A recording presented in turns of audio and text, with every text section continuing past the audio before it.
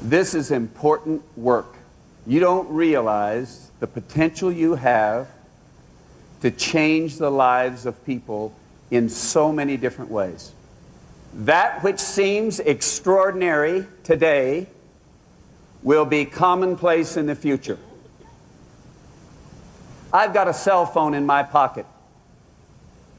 40 years ago, when I started coaching, cell phones weren't even being thought of.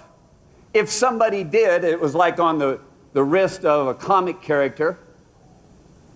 Extraordinary. Probably wasn't going to happen. Commonplace today. You know, there was a man by the name of Don Scholander back in the late 1960s, early 1970s, that was the first man to break 2 minutes in the 200-meter freestyle. And I know you don't know anything about that for the most part. But Don was way ahead of everybody else in the world. He had the best stroke you've ever seen. Was recognized as the most talented athlete that ever put on a Speedo. He swam for a great coach by the name of George Haynes at Santa Clara, which was the swimming mecca of the world in those times. Best coach, best facilities, best situation, most talent. Today, my guess is there's 20,000 people that have gone faster than Don Scholander. Some of those people are women. And let me assure you that it's not due to advanced training. Sure, it's gotten a little bit better. Sure, the equipment and the facilities have gotten better. But you know what the bottom line is? The bottom line is that people believe they can go that fast. There's some people that haven't been coached at all, that have terrible strokes, that have gone faster than Don Scholander. And it's because their belief system allows them to do that. But you know what the great athlete does? And you know what the great company does? They say, if something can be done in 20 or 30 years in the future, why can't we do it today? That's what David Schmidt has done with LIFEWAVE. Now let me tell you how I got in this business.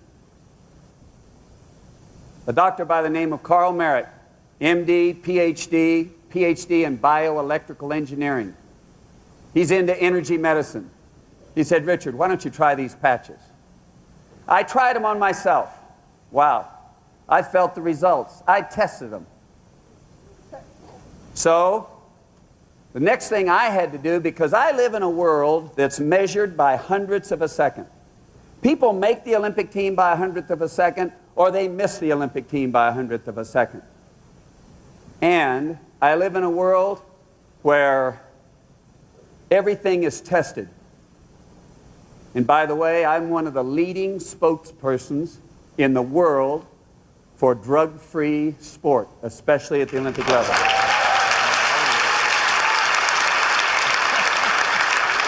So the first thing I had to do, because I don't have to be tested. And if there's something a little bit wrong with it on me, that's okay, but not for my athletes. So I asked David Schmidt to come out to Stanford and talk to our team and talk to us about his technology. Now, ladies and gentlemen, I might have used the technology on myself or our athletes, but I wouldn't be up here in front of you today if it wasn't for David's genius, David's integrity, and David's leadership. The man is a giant, and he's on your team.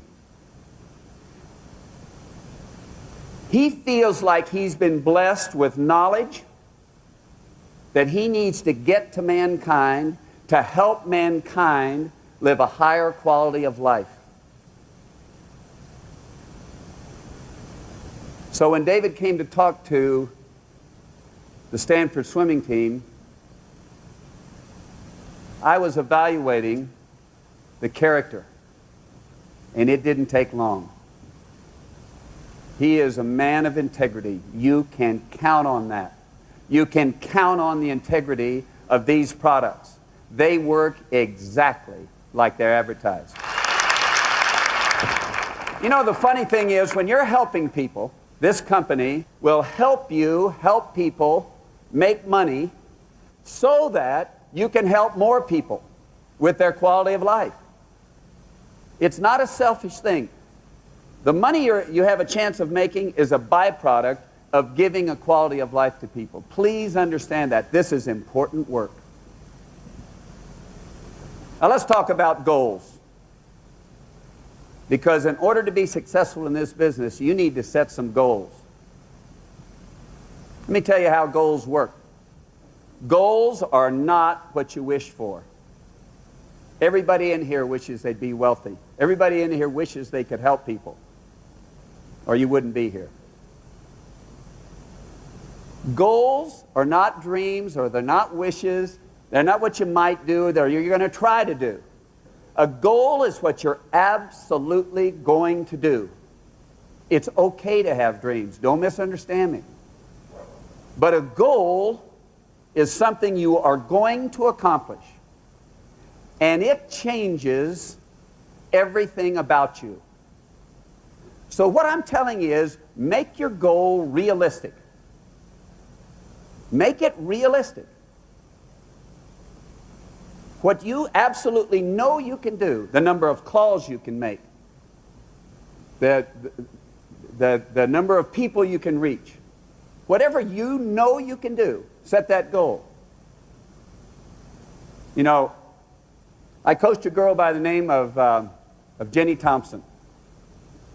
And Jenny Thompson has won more gold medals in the Olympic Games than any other female in U.S. swimming history. Now, here's the deal. Jenny came to Stanford in 1991 as a freshman, and she was an outside favorite, or an outside possibility of making the United States Olympic team. But she came in and started working hard, and part of our workout is a dry land circuit. And that's where you go from station to station and do a different exercise at each station. And we did it something like 2 minutes on and 30 seconds to get to the next station, and we had something like 20 stations. Well, one of those stations is a pull-up station. Now, ladies and gentlemen, have you ever tried to do pull-ups for 2 minutes? It's hard to hang on the bar for 2 minutes, much less be doing pull-ups. So what I would do is go up and put my hand on Jenny's waist and just help her up once she couldn't do any more pull-ups for the rest of the 2 minutes. But every time I did that, I'd whisper in her ear. And I would say, Jenny, 53, 53. I was referring to 53 seconds for a 100-meter freestyle.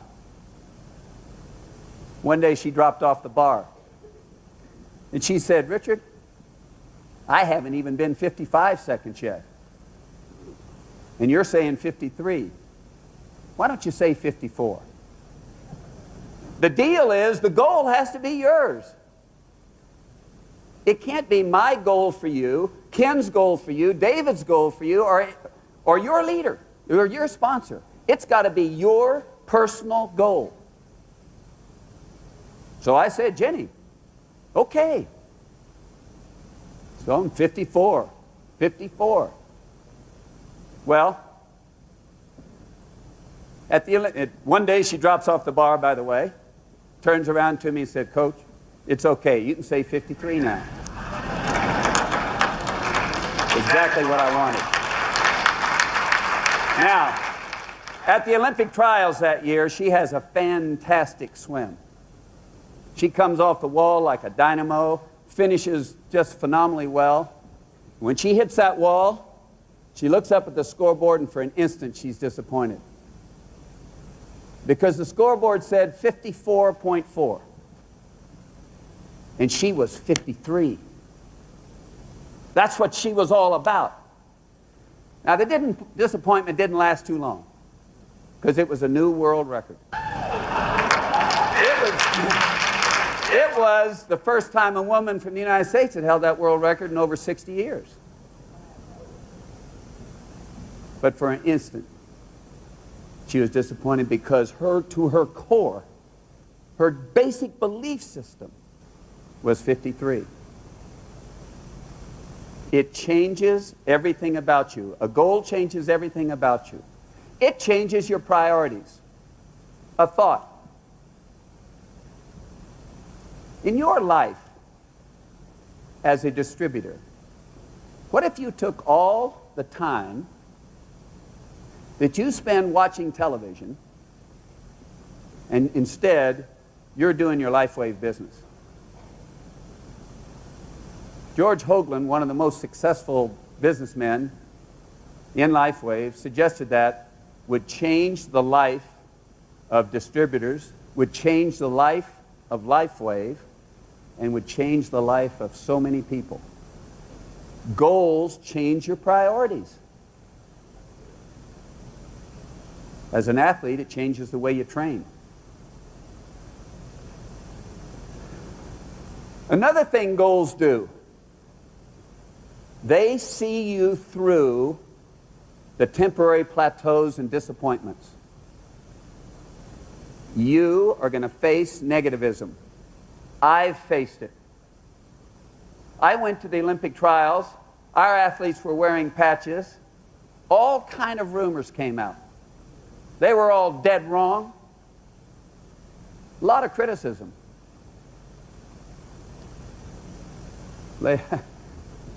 I'm still standing here. I'm still proud. I'm still with LIFEWAVE. And I don't care about the criticism.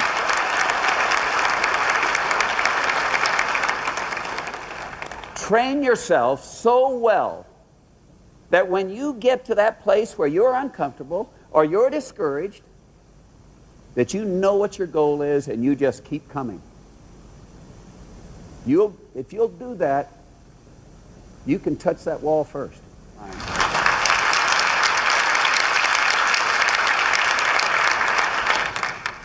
Now, I'm going to tell you a story. Well, by the way, there's one other thing.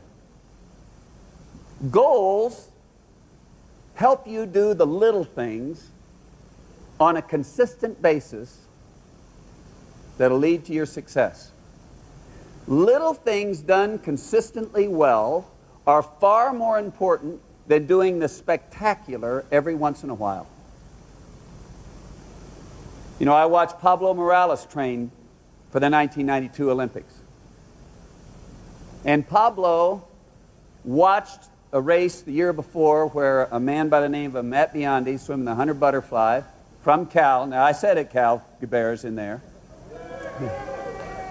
Matt Biondi was a great swimmer, by the way, but he made a mistake in the 100 butterfly in the Olympic Games in 1988. He came into the wall, and as he was reaching for the wall, he pulled his head up and back. So he pulled his hands away from the wall. His body was traveling there, but he's kind of pulling his hands away. He got beat by 100th of a second. A little mistake at the critical moment. Now, Pablo noticed that. He went to school. So in the Olympic year of 1992, every day after practice, every day, only 5 minutes, little thing, 5 minutes, Pablo worked on streamlining the finish. There wasn't a coach around. They were all going to dinner. The other athletes were gone. Pablo Morales wins the Olympic gold medal in 1992 by 3/100ths of a second. And you know what happened at the end? He came up that short. He streamlined into the wall to win. Little things done consistently well add up to the spectacular. Now, I had the honor of coaching a young lady for 3 years prior to the Olympic Games in 2000. Her name is Misty Hyman. And everybody, or a lot of people in our sport, remember that, you know, she won a race. But the whole story is that about 13 months before the Olympic Games, The United States was swimming in a meet in the Sydney Olympic pool.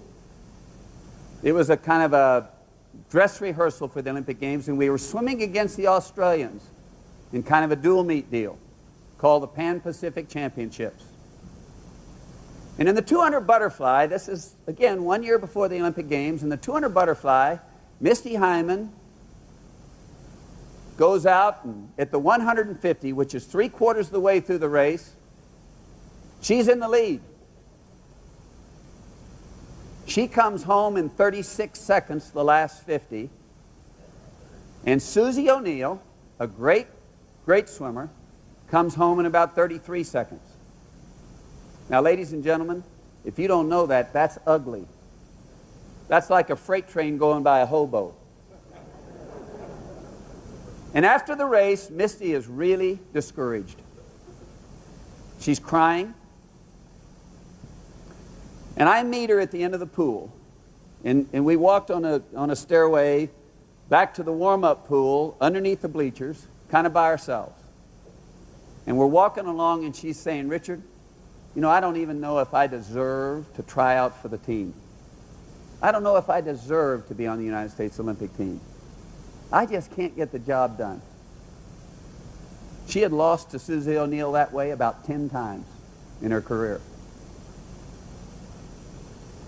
So I'm walking along, and I'm thinking, what am I going to say to this girl? And I said, "Misty, I know that you're the only person on the face of the earth that can beat Susie O'Neill next year in the Olympic Games. But it's not important what I know. It's important what you believe.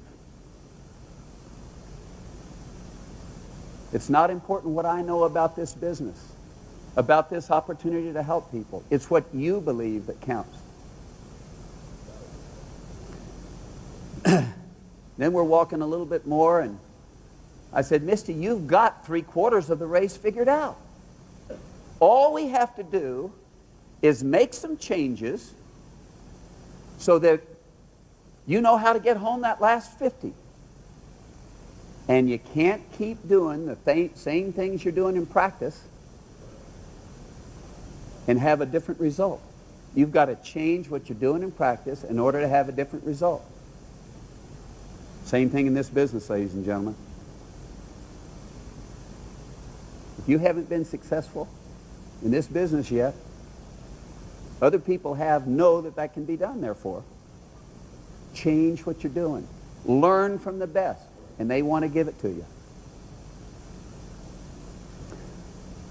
So Misty Hyman made some decisions to change some things. Then she had a great year of training. She worked hard. However, for the first time that year in the NCAA championship, she did not win an individual event. Did not win an individual event. She had won her freshman and her sophomore year, but not her junior year, not the Olympic year. She was discouraged. Goals see you through your discouragement. Misty makes the Olympic team swimming her lifetime best time. And she was using a strategy, and I'm not going to go into the details, but I asked her to change her strategy. Well, I will go into it just a little bit. She was taking 9 kicks off the wall underwater. I asked her to take 6. Now, Misty had always taken 9, and she swam her lifetime best going 9, but she didn't have a chance to win a medal, or certainly not the gold medal, taking 9. She needed to make a change. This is 4 weeks before the Olympic Games. I asked her to change her strategy from her best time in order to get to a higher level. Again, do you think that's my decision? It's Misty's decision. Well, Misty made the change and had a phenomenal training camp. Just extraordinary. Now, when Misty Hyman comes into the wall and makes her turn, she brings her knees up first and does a back somersault and gets her breath late in that somersault. Her 2 main competitors in that race come into the wall raise their head first for a breath, which makes their body long. They can't rotate from there. Misty Hyman took her 6 kicks underwater, and then on her first stroke does not take a breath. So she's taking the momentum of the swim right from the wall into the swim. The other 2 girls take 2 kicks underwater. They come up and get a breath, and they're vertical. Now, one of those people swimming, and then they have to restart, by the way, one of those people swimming is Susie O'Neill. Susie O'Neill was a defending Olympic champion. She was the world record holder. She hadn't lost the 200 butterfly in 6 years. But somebody wasn't paying attention to the details, to the little things. Somebody let the training, you know what happened? Somebody decided, and I don't know whether it was the coach or the athlete, decided to skip part of the training. Now, she was a hard worker. She was strong. She had experience. But she was allowed to make mistakes in practice that at the critical moment in the race caused her not to win. On the other hand, Misty, when she comes out and doesn't take that breath, she didn't have to think about that because it was part of her training. She did it every day in practice. She didn't have a decision to make. The past does not equal the future. You can change your future. You can change the future of others. The past does not equal the future. What she said in the interview after the race, Jim Gray asked her, Misty, did you know that you were going to win the race? Did you really believe you could win it? And she said, yes, I do. I did. I believed I could win it. The doubts kept creeping in, but I pushed them away. When she made her turn on the last turn, she said, I've been here before, but today's my day. Ladies and gentlemen, today's your day.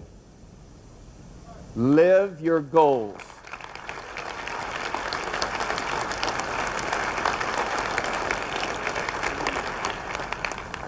Let's help make LIFEWAVE a gold medal company, helping millions of people throughout the world. Thank you very much for your time.